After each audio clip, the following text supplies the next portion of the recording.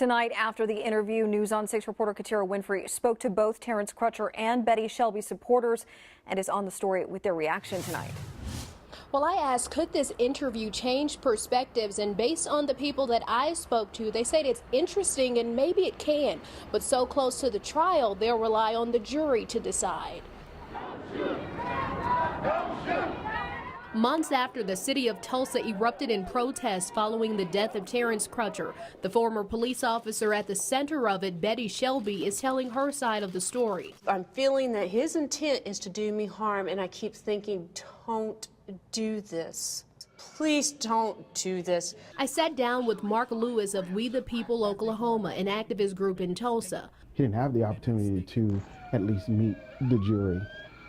She made a decision. Throughout Shelby's 60-minute segment, Lewis often shook his head, even more so when Shelby said Crutcher caused his own death. How can he cause his own death?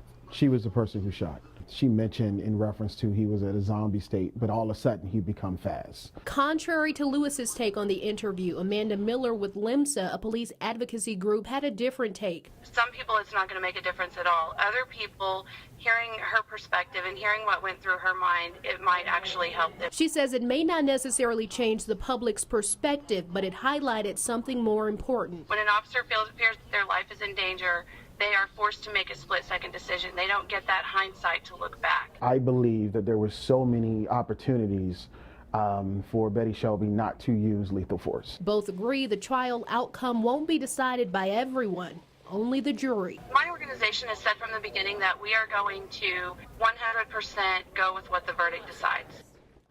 And Lewis and Miller continue to question the portrayal of both Crutcher and Shelby, but at the end, both are asking that Tulsa remain peaceful. Reporting live in Tulsa, Katira Winfrey, News on 6.